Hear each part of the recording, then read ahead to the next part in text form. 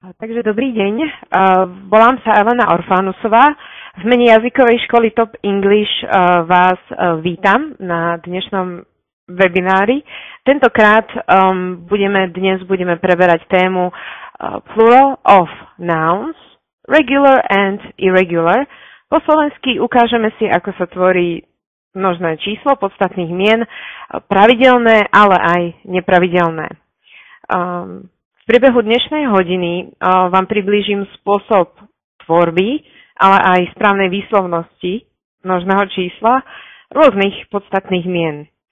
Ak by ste počas mojej prezentácie mali ešte nejaké dodatočné otázky, môžete využiť chatové okienko, ktoré ste už aj využili. Môžete mi doň napísať otázky. Keď skončím svoju hlavnú prezentáciu, všetky ich postupne zodpoviem. Takže môžeme začať. Takým tým najzákladnejším a najvšeobecnejším pravidlom tvorby množného čísla je pridanie písmenka S na konci podstatného mena. S na konci podstatného mena vyslovíme jasne a zreteľne a tým vytvoríme jasný rozdiel medzi jednotným a množným tvarom. Takže tu je pár príkladov. Car, auto, cars, autá.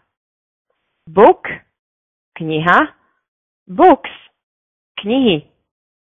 Student, študent, students, študenti. Writer, spisovateľ, writers, spisovatelia. Job, práca, kšeft, jobs, práce. Ako vidíte, cars, books, students, writers, jobs majú jasné a zreteľné S na konci. Poďme si uviesť pár príkladov.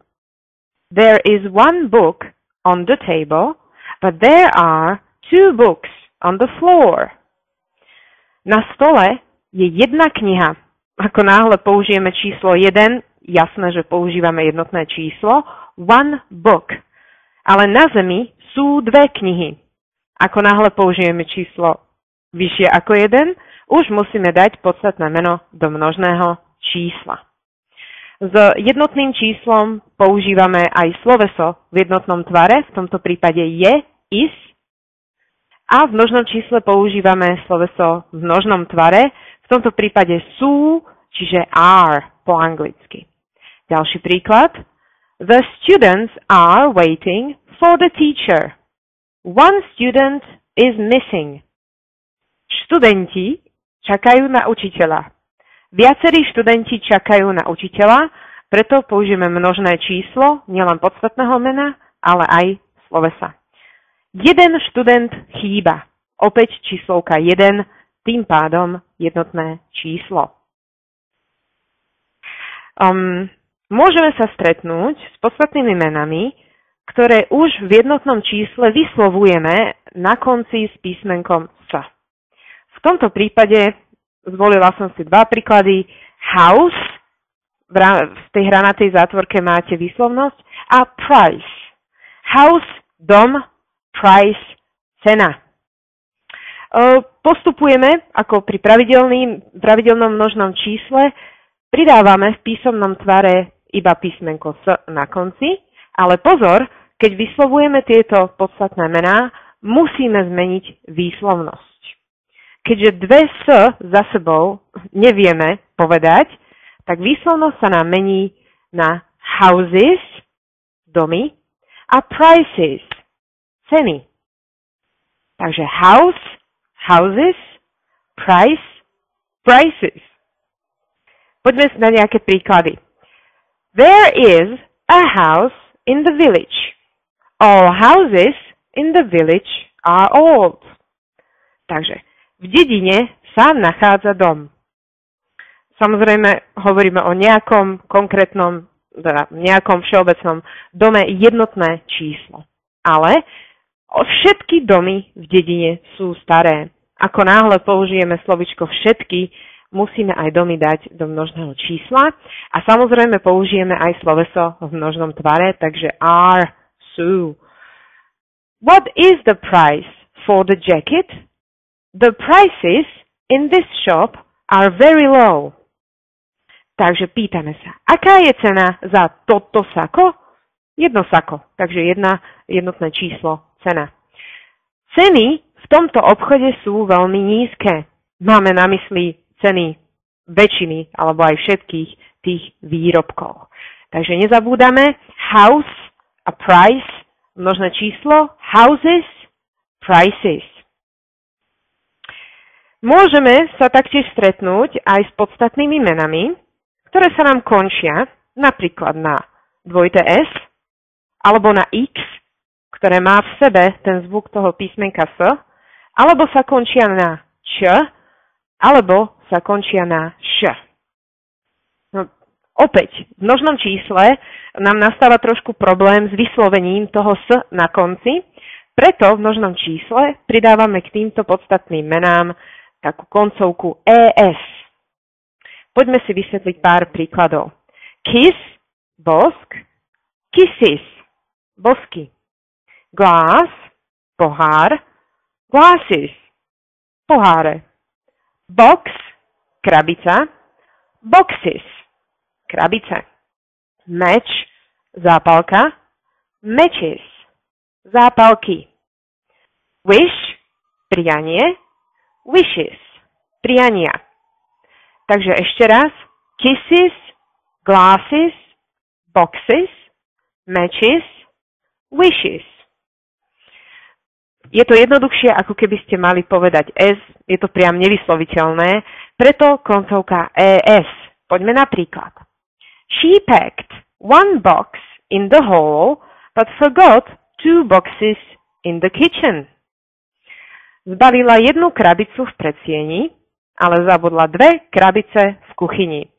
Ako som už spomínala, keď hovoríme o čísle 1, je to singulár jednotného čísla. Ak hovoríme o číslice vyššej ako 1, musíme dať podstatné meno do množného čísla. Takže 1 box, 2 boxes.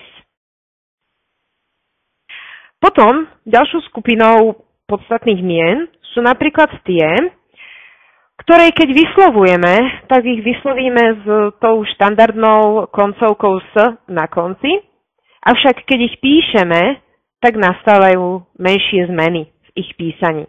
Takže výslovnosť množného čísla stačí koncovka S, ale písaná forma bude vyzerať trošku inak.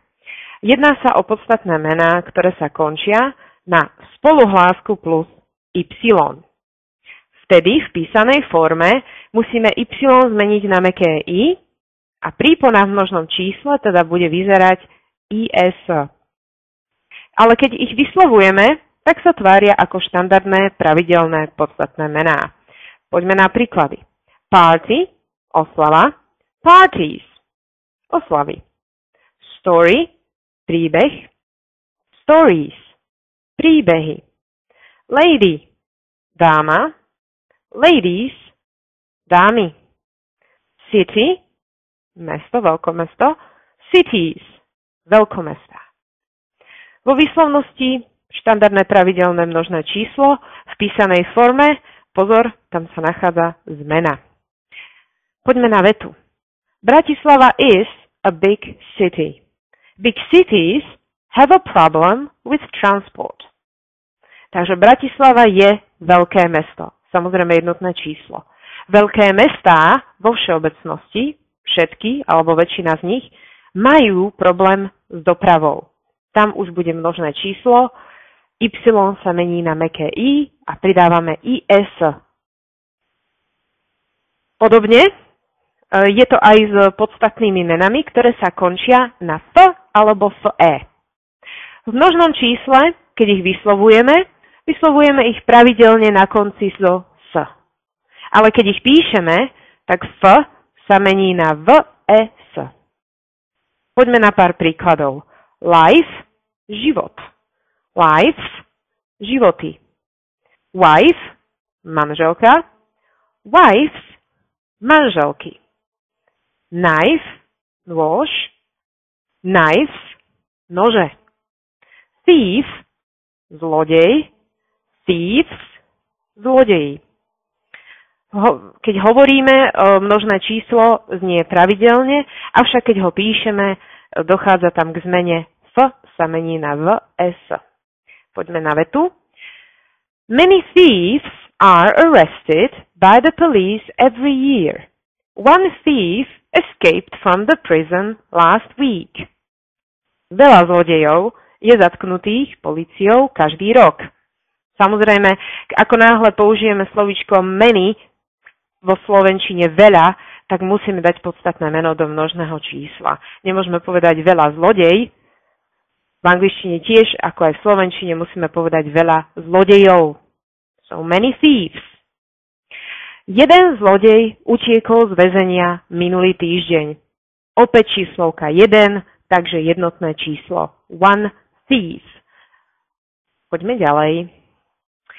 Týmto sa dostávame do druhej kategórii množného čísla a to sú nepravidelné množné číslo podstatných mien. K tomuto by som jednoducho povedala, že typickou črtou nepravidelného množného čísla je jednoducho to, že sa neriadíme základným pravidlom pridaj S, ale jednoducho sa budeme musieť tieto podstatné mená naučiť. Táto skupina sa teda neriadí tým základným pravidlom, ale môžeme zbadať isté podobnosti alebo isté podobné spôsoby, ako sa vytvára množné číslo. Vybrala som vás zo pár príkladov. Jednak je to man, muž, man, muži. Woman, žena, women, ženy. Všimnite si, v obidvoch príkladoch sa nám samohláska A mení v množnom čísle na samohlásku E. Child, dieťa, children, deti. V tomto prípade množné číslo sa nám vytvorilo pridaním RN. Poďme ďalej. Food, chodidlo, feet, chodidlá. Tooth, zub, teeth, zuby. V obidvoch príkladoch sa nám dvojité O zmenilo v množnom čísle na dvojité E. Takže tam sú isté podobnosti. No a potom máme skupinu podstatných mien, ktoré sa musíme jednoducho nabifliť. Napríklad mouse, myš, mice, myši. Person, človek, alebo osoba. People, ľudia. Takže toto musíme iba si zapamätať, naučiť sa. Poďme na príklady. There are many children in the park, but that child is my son. Takže v parku je veľa detí, opäť máme slovičko veľa, takže musíme dať podstatné meno do množného čísla. Veľa detí, many children, ale tamto dieťa je môj syn. Ukážeme na konkrétne jedno dieťa, takže one child, that child. A potom som si ešte vybrala takú chuťovku plnú nepravidelných podstatných mien. People have 2 feet and many teeth. Takže tvrdíme všeobecne o ľuďoch. Ľudia, možno čísle, majú 2 chodidlá, samozrejme číslovka vyššia ako 1, množné číslo, a veľa zubov. Opäť je tam slovičko veľa, takže za ním použijeme množné číslo. Budeme pokračovať ďalej. Ďalším spôsobom, ako môžeme vytvoriť množné číslo z nepravidelných podstatných mien, je jednoducho tak, alebo teda stáva sa, že jednoducho jednotné aj množné číslo toho podstatného mena má rovnaký tvar a tým pádom aj rovnakú výslovnosť. Neznamená to, že tieto podstatné mená nemajú množné číslo. Majú množné číslo, sú počítateľné, môžeme ich použiť v množnom čísle, avšak jednoducho vyslovíme rovnaké slovíčko. Poďme na príklady. Fish je ryba, fish sú ryby. Sheep, ovca, sheep, ovce. Deer, jeleň, deer, jelene. Máme také špeciálne slovíčka. Species, to je druh, no a species sú aj druhy. Ako posledné ešte taká pikoška. Aircraft je odborný názov pre letecký prostriedok. Aircraft je aj množné číslo, letecké prostriedky. Avšak v hovorenej angličtine bežne používame skôr výraz plane ako lietadlo a to je pravidelné. Takže planes s pridaním s na konci, v množnom čísle. Poďme na nejaké príklady, na vety. The fish is delicious. Idete do reštaurácie, pochvalujete si tú jednu rybu, ktorú máte na stole a poviete, ryba je vynikajúca. Druh, ktorý máte na stole, je fantastický. There are many fish in the sea. V mori je veľa rýb. Samozrejme množné číslo, pretože hovoríme o rybách. Množné číslo majú, avšak je rovnaké ako to jednotné. Look at all the sheep on that hill. One sheep is black. Pozri na všetky tie ovce na kopci. Takže zbadali veľa oviec. Vidíte, množné číslo je rovnaké ako jednotné. Jedna ovca je čierna. One sheep, opäť číslovka 1. One sheep is black. Takže majú množné číslo, vieme ich počítať, ale ten tvar je v jednotnom aj v množnom čísle rovnaký. Zatiaľ by som vlastne skončila moju prezentáciu. Chcela by som týmto vám otvoriť priestor na nejaké dodatočné otázky. Mám aj pre vás ešte niektoré dodatočné informácie, ktoré vám akurát tak trošku rozšíria vedomosti anglické, ale dám vám priestor najskôr na vaše otázky. Ak máte nejaké, tak môžete ich písať do chatového okienka. Zatiaľ vám môžem povedať zo pár takých tých základných otázok alebo niektorých doplňujúcich informácií na tému množného čísla. Ide hlavne o také nové slovíčka, ktoré angličtina používa. Napríklad veľmi často sa ľudia pýtajú, aké je množné číslo od slovíčka virus, čiže vírus je písaná forma, virus je výslovnosť. Aké je množné číslo? No, slovíčko virus z pôvodnej latinčiny je už v množnom čísle, lebo je to vlastne množné číslo latinského slovíčka a v angličtine sa používa ako jednotné číslo, čo je zaujímavé. V tomto prípade sa teda viacero ľudí v angličtine zhoduje, že množné číslo od slovíčka virus bude viruses. To znamená, že pridáme príponu s, aby sme dokázali vysloviť to sa na konci. Potom podobné slovíčka tohto typu sú napríklad opera, píše sa to opera, ktoré v angličtine považujeme za jednotné číslo, avšak v latinčine je to vlastne množné číslo zo slovíčka opus. Nože v angličtine opera je jednotné číslo.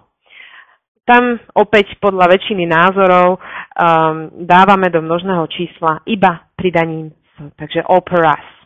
Aj napriek tomu, že opera je už podľa latinského jazyka v množnom čísle, v angličtine sa to berie ako jednotné číslo a v množnom čísle sa pridáva sa.